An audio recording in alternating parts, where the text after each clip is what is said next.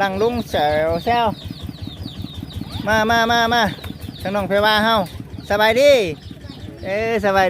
ดีเฮ็ดจังได๋ล่ะบาดนี้เด้อไก่หัวคันใดตะมอมอยู่เนาะอ้าวว่ะคนบ่อยู่ต้องเฮ็ดแนวนี้ได้พี่น้องเอ้ยเนาะมาฮอดปึ๊บโยน้ำโยในหากระฮอดเด้แทนที่ สบายดีเนาะโดยยังบ่ได้เปลี่ยนเฮาสู่ซ้ำได้นี่เนาะเอาพี่น้องเอ้ยเนาะทั้งบ่สวัสดีบ่มาจับกล้องให้นำมีแนวเว้านำได้มื้อนี้ว้าบ่ช่างได้เนาะ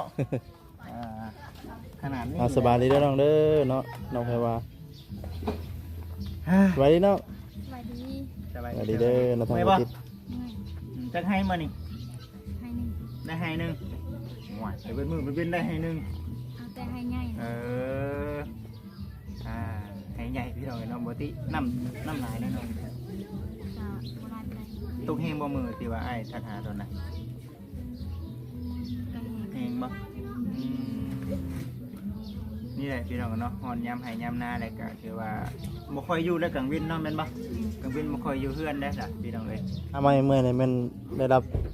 พอดีเลยเนาะแม่นเคยจะว่าเอาไปชื่อได้ไปจักนี่ นี่เด้พี่น้องเอ้ยเนาะเป็นซองเนาะแก๊สขี้เท่าไรแล้วส่งพ่อป้าบ่เนาะส่งพ่อป้าบ่นี่ได้พี่น้องเอ้ยเนาะก็ถือว่ามื้อนี้น่ะได้ทำตามทั้งพระอาจารย์เพิ่นเนาะอยู่ทางอุบลเพิ่นมือทีมงานเฮานัดรวมตัวกันมื้อนั้นแหละเนาะลำหน้าไม่เมื่อยก็ถือว่าได้รับข่าวดีเลยเนาะเอาพี่น้องเด้อเนาะหนุ่มมือเอาเด้อน้องเด้อมาโอเคเอาลองแก้เบิ่งลองแก้เบิ่งนับเลยออกมาเลย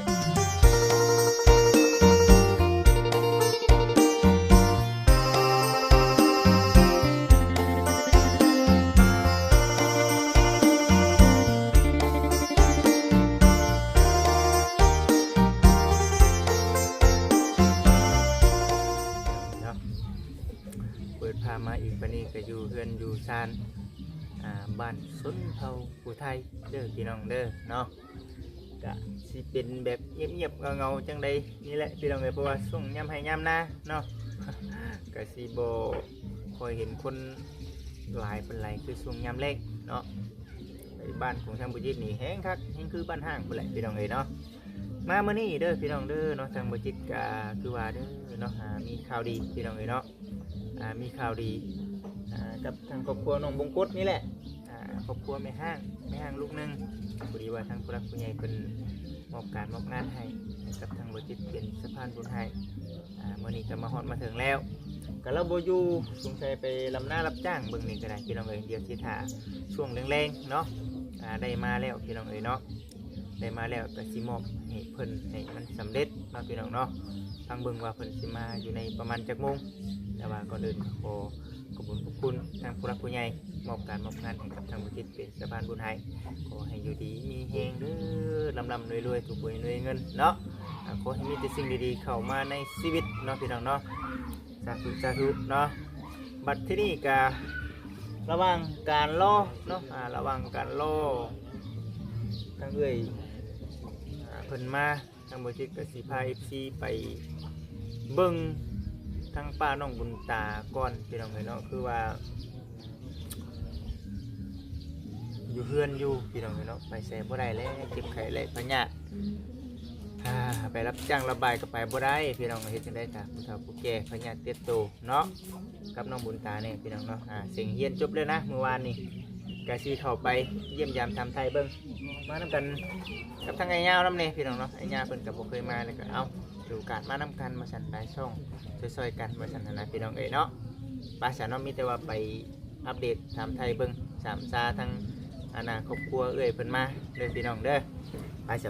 เบิ่งน้ำกันพี่น้องพี่น้องสุดท้ายมาอีกวันนี้เป็นทั้งน้องแพรวาเนาะ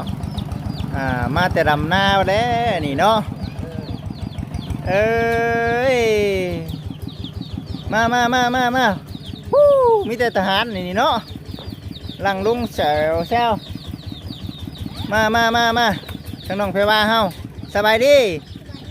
สบายดีเฮ็ดจังได๋ล่ะบาดนี้เด้อไก่หัวคันใดตะมอมอยู่เนาะอ้าวว่ะ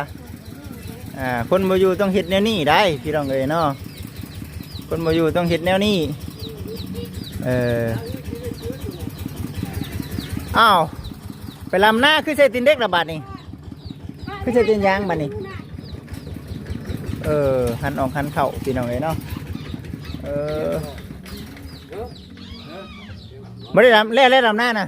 ไปดำนาช่วยเขาลูกชายนี่ ช่วยลูก โอ้โยคือหันตีนรถใส่กลับไปกลับมาดุมันแท้ว่ะแล้วอะไรมันจะไม่แล้วนะ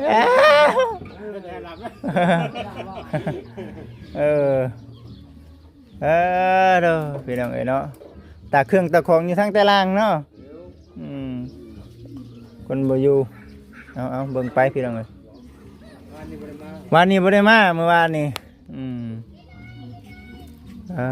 เด้อเอาเบิ่งไปน้ำกันพี่น้องเอ้ยก็สิประมาณนี้แหละพี่น้องเอ้ยเนาะนี่มากันกับทางทีมงานได้กะพ่อกับทางไอ้ยาวมานำกันอีกพี่น้องเอ้ยเนาะทักทายสบายดีเป็นจังได๋อ้ายเข้าไปเบิ่งได้บ่ป้าน้องบุญตาเพิ่นคิดว่าอะไรเนาะโหดอยู่เนาะโหดแห้งชุดๆเฮาว่าเบิดเท่านั้นแหละเฮาว่าเนาะง่ายอะไรบ่ให้ภาพบรรยายซะเดี๋ยวนี้ถอนเงินได้ประมาณ9แล้ว9ล้านประมาณ9ล้านมีงบบ่มีงบ9ล้านแต่ว่า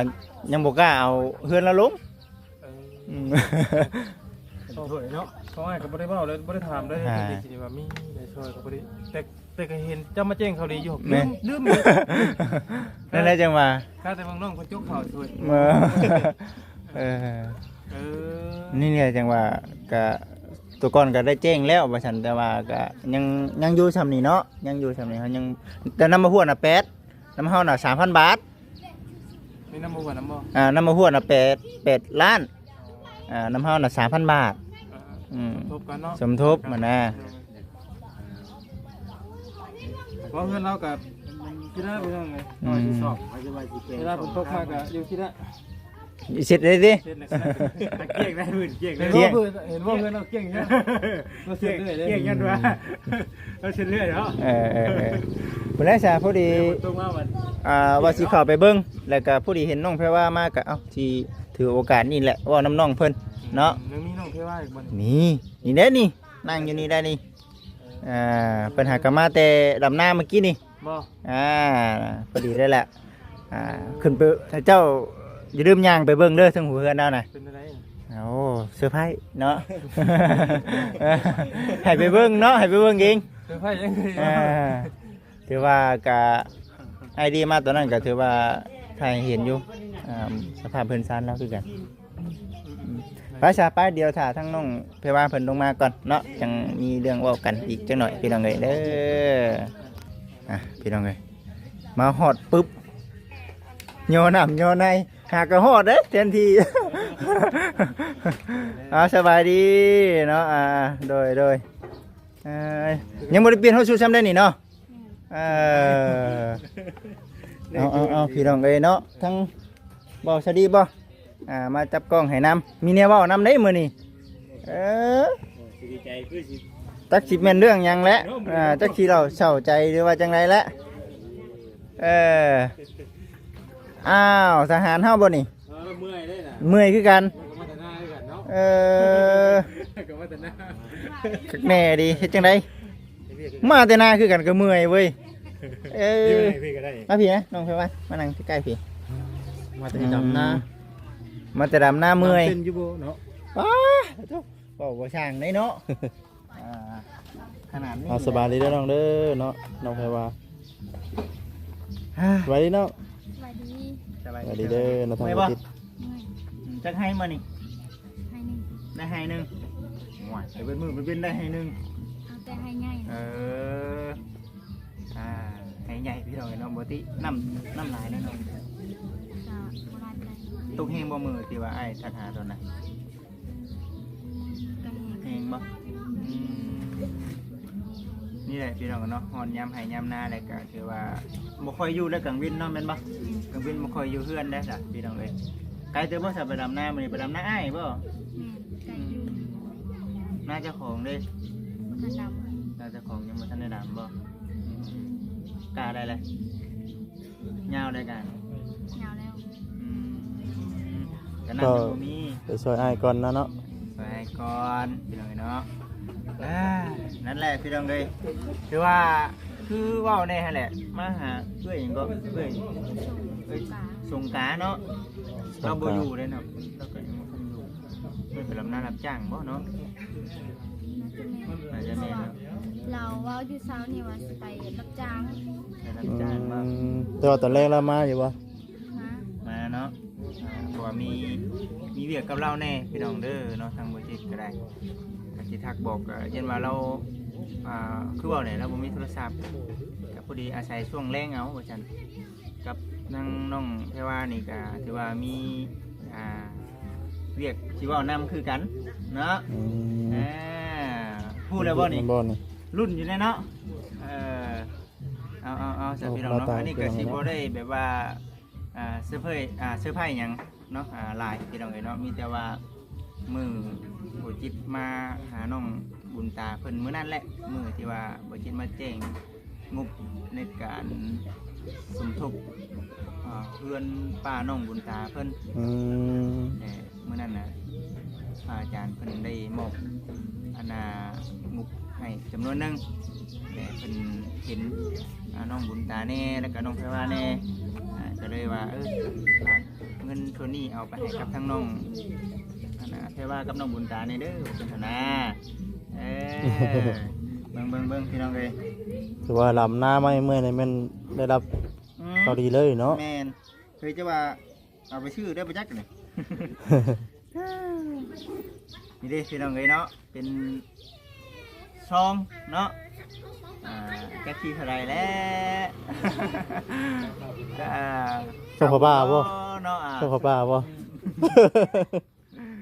นี่ได้พี่น้องเอ้ยเนาะก็ถือว่ามื้อนี้น่ะได้ทำตามทั้งพระอาจารย์เพิ่นเนาะอยู่ทางอุบลเพิ่นมือทีมงานเฮานัดรวมตัวกันมื้อนั้นแหละเนาะลำหน้าไม่เมื่อยก็ถือว่าได้รับข่าวดีเลยเนาะเอาพี่น้องเด้อเนาะหนุ่มมือเอาเด้อน้องเด้อมาโอเคเอาลองแก้เบิ่งลองแก้เบิ่งลองแก้เบิ่งนับเลยออกมาเลยฮึบ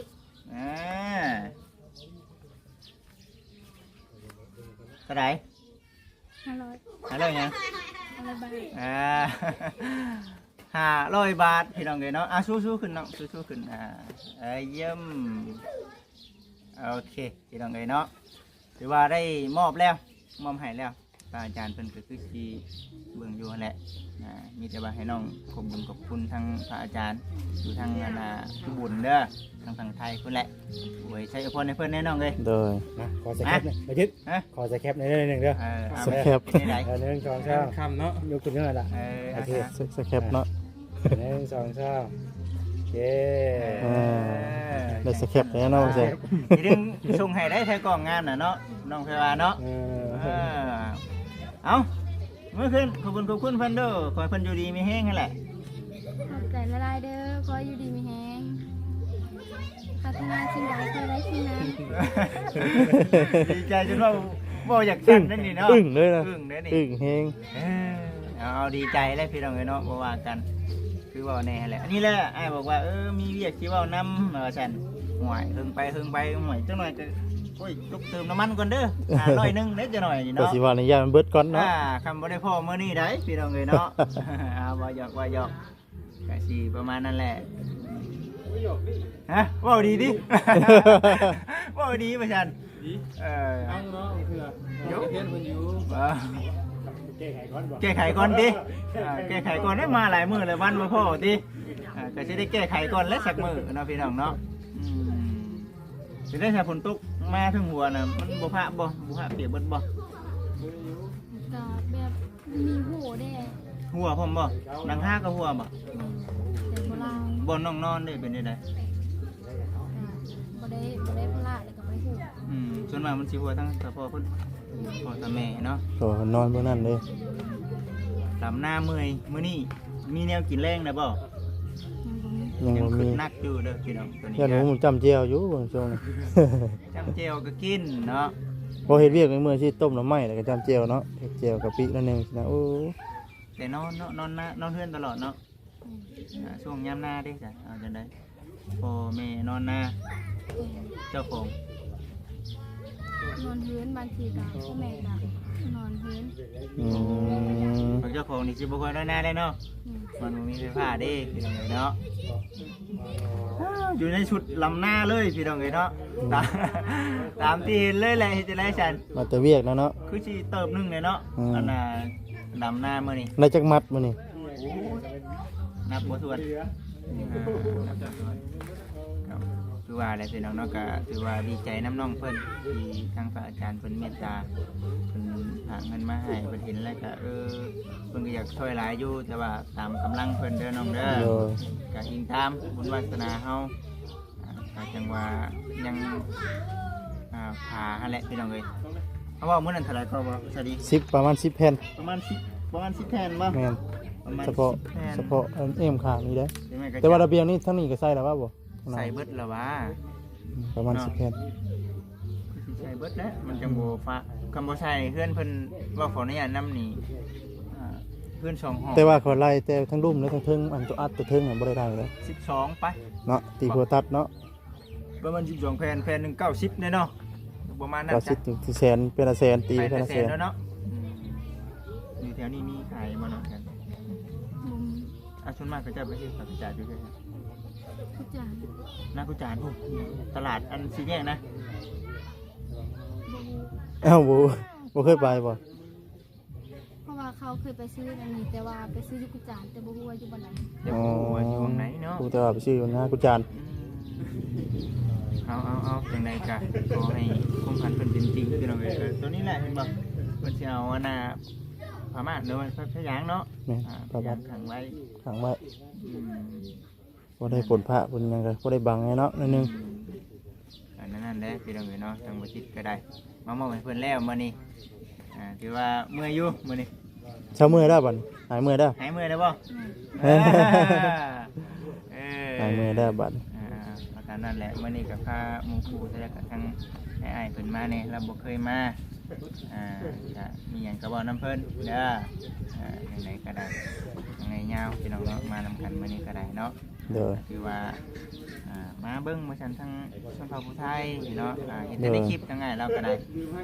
วันนี้ทางบุจิตก็ถือว่าทำตามจุดประสงค์ของทางอาจารย์เป็นสำเร็จแล้วพี่น้องเลยเนาะมีแต่ว่าเบิ้งไปบัดนี้ก็ได้ว่าสิเป็นจังใดว่าชันนาจะขึ้นอยู่แล้วมื้อนี้กินข้าวกับหยังมื้อนี้เนาะไม่ปัญหามาบ่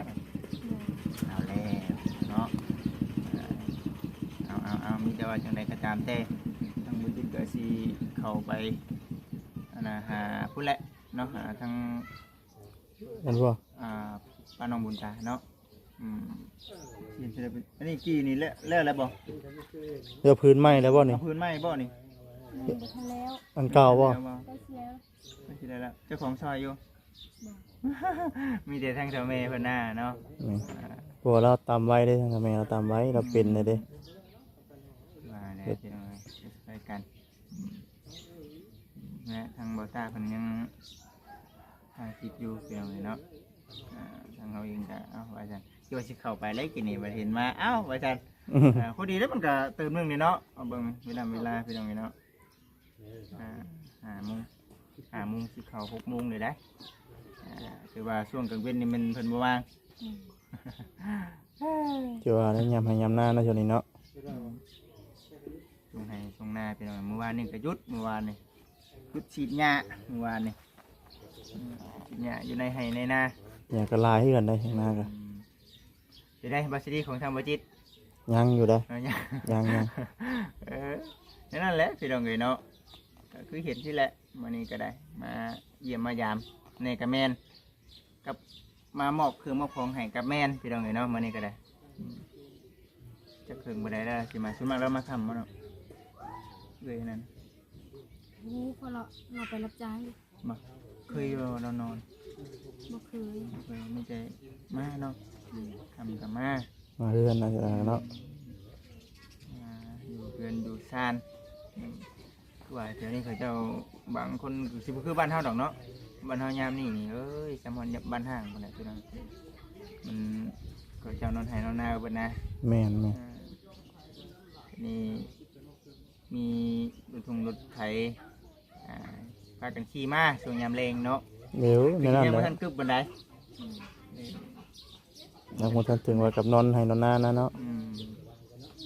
ทำให้ลำนายังบ่ทันได้กึบบันไดหน้าพี่น้องเอ้ยเนาะ อืม พอไปมาได้เนาะคือสิแห้งนี่ดอกบึงพาบึงฝนนี่เนาะต้ม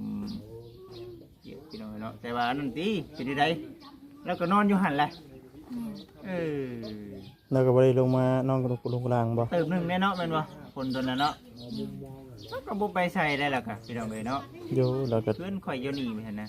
อยู่นี่แหละแล้วกัน เอามีแต่ว่าจังใดก็ตามแต่พี่น้องเอ้ยเนาะมีแต่ว่าเรารุ่นเราชมเบิ่งไปนํกันทำตามเราเป็นใหญ่เป็นแล้วก็มีแต่ว่าตัวนี้แหละพอบ่นี่